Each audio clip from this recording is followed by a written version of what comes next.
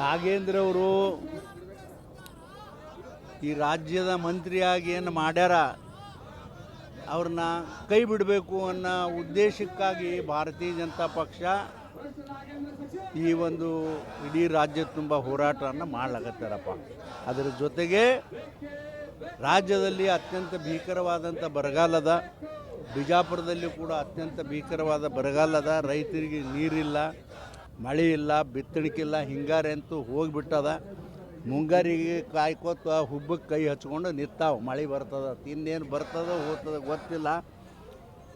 ಪುಣ್ಯಾತ್ಮರ ಅವ್ರಿಗೆ ಒಂದು ಸ್ವಲ್ಪ ಏನಾದ್ರು ಗೌರವ ಇದ್ದರೆ ಕಾಂಗ್ರೆಸ್ನವರು ಇದಕ್ಕೆಲ್ಲ ಒಂದು ಜರ ಸಹಾಯ ಮಾಡಬೇಕು. ದನಗಳಿಗೆ ಮೇವಿಲ್ಲ, ದನಗಳಿಗೆ ನೀರಿಲ್ಲ, ಜನರಿಗೆ ಕುಡಿಲಕ್ಕೆ ನೀರಿಲ್ಲ, ರೈತರಿಗೆ ಹೊಲಗಳು ಅಂತೂ ಬಿತ್ತಲಾರ್ದೆ ಹಾಗೆ ಉಳ್ದಾವ, ಬಿತ್ತದ್ದೆಲ್ಲ ಒಣಗಿ ಹೊಂಟಾವ. ಒಂದು ಸ್ವಲ್ಪ ರಹೇಮಿಲ್ಲ. ಯಾಕಂದ್ರೆ ಇದೇನು ಹೊಸದೇನಲ್ಲ. ಕಾಂಗ್ರೆಸ್ನವ್ರಿಗೆ ಮನೆ ಹಾಳಾಗೋ ಕೆಲಸ ಮಾಡ್ಯಾರ.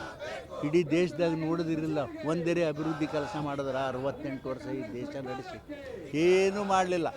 ಅವರು ಅವ್ರ ಕಾರ್ಯಕರ್ತರು ಮನೆ ತುಂಬ ಕೆಲಸ ಮಾಡ್ಕೊಂಡ್ರು ನೋಡ್ರಿ ಇಡೀ ದೇಶದ ತುಂಬ. ಇವತ್ತು ಬರೀ 16 ವರ್ಷನಾಗ ಮೋದಿಯವರು ಇಡೀ ಜಗತ್ತಿನ ರಾಜ್ಯದ ಚಿತ್ರವನ್ನೇ ಬದಲು ಮಾಡಿಟ್ರು, ದೇಶದ ನಾಯಕರಾದರು. ಎಂಥ ಜನರು ಇವರು ಕಾಂಗ್ರೆಸ್ನವರು. ಅದಕ್ಕಾಗಿ ಭಾಳ ನಿಜವಾಗಿ ಜನರು ಬೇಸತ್ತು ಹೋಗ್ಯಾರ ಇವರು ಆಡಳಿತಕ್ಕಾಗಿ. ಹೆಣ್ಮಕ್ಳಿಗೆ ನಾವೆಲ್ಲ ಪುಕಾಟ್ ಕೊಟ್ಟೆವು, ಬಸ್ ಕೊಟ್ಟೆವು ಅಂದರು ಆ ಮನ್ಯಾಗ ಗಂಡ ಹೆಂಡತಿ ಜಗಳಾಡ್ಕೊತ ಕೂತಾವ. ಅವ್ರು ರೊಟ್ಟಿ ಮಾಡ್ಲಿಕ್ಕೆ ನಮ್ಮ ಹಕ್ಕಿಲ್ಲ.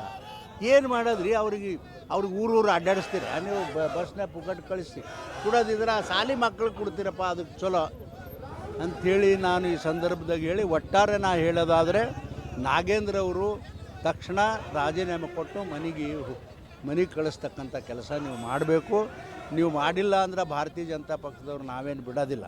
ಇನ್ನು ನಾಳೆ ಇನ್ನು ವಿಧಾನಸೌಧಕ್ಕೂ ಕೂಡ ಮುತ್ತಿಗೆ ಹಾಕ್ಲಿಕ್ಕೆ ನಾವ್ಯಾರು ಹಿಂದೆ ಸರಿಯೋದಿಲ್ಲ ಭಾರತೀಯ ಜನತಾ ಪಾರ್ಟಿಯವರು. ಯಾಕಂದ್ರೆ ಅನ್ಯಾಯ ಮಾಡೋದು ಮನುಷ್ಯನ ನೋಡ್ರಿ, ಅವ ಯಾರ್ಯಾರು ಇದ್ದು ತಿಂದಾನ ಅಂದ್ರೆ ಬ್ಯಾರೆಯಪ್ಪ. ಅವನು ಇವತ್ತು ಪತ್ರಿಕೆಯಾಗ ನೋಡಿದ ನಾನು ಎಷ್ಟೇ ಅದೀನಿ, ಅದಕ್ಕೆ BJP ಅವರು ಇಟ್ಟು ಗಲಾಟೆ ಮಾಡ್ಲಾಗತ್ತೆ. ನಾಚಿಕೆ ಆಗೋದಿಲ್ಲ ಅವನಿಗೆ? ಅಲ್ಲಿ ಆ ಭಾವನಾ ನಿನಗೆ ನಾ ಅದಾನ ಅಂದಿದೆ. ಮತ್ತು ಇದ್ಯಾಕೆ ಈ ಕೆಲಸ ಹೊಲಸು ಕೆಲಸ ಮಾಡ್ತಿದ್ದಿ?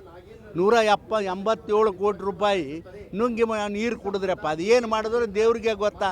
ಅವ ಬರ್ತಾನೆ, ಅದು ಸರಿಯಾಗಿ ಇದು ಎನ್ಕ್ವೈರಿ ಆಗಿಲ್ಲ ಅಂತ ಹೇಳ್ತೀರಿ. ಏನು ಎನ್ಕ್ವೈರಿ ಆಗಿಲ್ಲ? ಅದೇ ಒಟ್ಟು ಬ್ಯಾಂಕ್ನಾಗ ನಿಮ್ಮ ಹೆಸರು ರೊಕ್ಕದವ SC ST ಮಂದಿದು.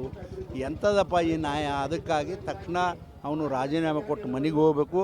ಅವಾಗ ಹೋಗೋದಿಲ್ಲ ಅಂದರೆ ಬಿಡ್ಲಕ್ಕೆ ಸಾಧ್ಯ ಅಂತೂ ಇಲ್ಲೇ ಇಲ್ಲ. ಯಾಕಂದರೆ ಇದು ಬರೀ ನಾಗೇಂದ್ರ ಅವರು ಎಷ್ಟೇ ತಿಂದಿಲ್ಲ. ಇಡೀ ಹಿಂದಿನ ಸರ್ಕಾರದಲ್ಲಿ ಸಿದ್ದರಾಮಣ್ಣ ಒಟ್ಟು ದಲಿತರು, ಅಲ್ಪಸಂಖ್ಯಾತರದು, ಹಿಂದುಳಿದ ವರ್ಗದ್ದು, ಆಮೇಲೆ ST ಜನ, ಇಷ್ಟು ಎಲ್ಲರೂ ಒಂದು ಕಡೆ ಹೇಳ್ತೀರಿ ನಾವು ಹಿಂದುಳಿದ ವರ್ಗ ನಾಯಕತ್ವ ಅಂತ ಹೇಳ್ತಿಲ್ಲ. ಮರ ಮನೆಗೆ ಹೋಗೋ ಮುಂದೆ ಎಲ್ಲ ನಾಯಕತ್ತರೇ ಹೇಳೋದಿತ್ತು. ಹಿಂದುಳಿದ ವರ್ಗದವರು ಹಿಂದುಳಿದ ನಾಯಕ ಅಂತ ಹೇಳಿ ಅವ್ರನ್ನೇ ಎಲ್ಲ ಒತ್ತಾಟಿ ಮೂಲ್ಯಾಗ ಮನಗಿಸಿ ಅವ್ರದ್ದು ಹಣ ತಿಂದು ನೀನು ಬಿಟ್ಟು ಹಾದಿ ಪುಣ್ಯಾತ್ಮ. ಮುಂದಿನವ್ರಿಗೆ ನೀವು ಚಲೋ ಹೇಳಬೇಕಾಗಿತ್ತು ಸಿದ್ದರಾಮಣ್ಣವರೇ. ಇದು ತಕ್ಷಣ ಅವ್ರಿಗೆ ರಾಜೀನಾಮೆ ಕೊಡಿಸ್ತಕ್ಕಂಥ ಕೆಲಸವನ್ನು ನೀವು ಮಾಡಿರಿ ಅಂತೇಳಿ ನಾನು ಹೇಳ್ತೀನಿ. ಇದು ಆಗಲೇ ಒಬ್ಬರು ಯಾರೋ ಕೇಳಿದ್ರು ಅವರು, ಮತ್ತು ಇವ್ರು ಮತ್ತು ಇಟ್ಟು ಹೇಳಿದ್ರು ಯಾಕೆ ತೆಗಿಯಲ್ರಿ ಅಂತ ಕೇಳಿದ್ರು ನನಗೆ. ಅಲ್ಲಿ ಹೋಗಿ ಕೇಳ್ರೂಪ ಅಂದ. ಯಾಕೆ ತೆಗೆದಿಲ್ಲ ಅಂತ ನನಗೆ ಕೇಳಿದ್ರು. ಇವ್ರದ್ದು ಏನಿದೆ, ನನ್ನ ಮಂತ್ರಿ ನೀವು ಹಳ್ಳಿ ತೊಗೊಳ್ಳೋದೇ ಇದ್ರೆ ನಿಮ್ಮ ಬಂಡವಾಳ ಬೀಸ್ತೀನಿ ಕಾಂಗ್ರೆಸ್ನವ್ರದ್ದು ಅಂತ ಹೇಳಿದ ಮೇಲೆ ಅಂಜಿ ಅವನ ಮಂತ್ರಿ ಪದ ಕೊಟ್ಟಾರ ಅಂತಕ್ಕಂಥ ಮಾತು ಹೇಳಿನಿ. ಅದು 100ಕ್ಕೆ 100 ಸತ್ಯ. ಅದು ಬಿಡ್ರಿ, ಸಾಕು, ನಮಸ್ಕಾರ. ಈ ಜಿಲ್ಲೆ ಹೋರಾಟವನ್ನ ಪ್ರತಿ ಮಂಡಲದಲ್ಲಿ ಕೂಡ ಹೋರಾಟ ಮಾಡಿ ಈ ರಾಜೀನಾಮೆ ಕೊಡೋರಿಗೆ ಭಾರತೀಯ ಜನತಾ ಪಕ್ಷ ಬಿಡುವಂತಕ್ಕಂಥ ಒಂದು ಎಚ್ಚರಿಕೆಯನ್ನು ಸರ್ಕಾರಕ್ಕೂ ಮತ್ತು ಎಲ್ಲರಿಗೂ ಹೇಳಿ ನಮ್ಮ ಮನವಿಯ ಪತ್ರವನ್ನು DC ಸರ್ ಕೊಡ್ತಾ ಇದ್ವಿ. ನಮ್ಮ ಹೆಮ್ಮೆಯ ನೇತೃತ್ವ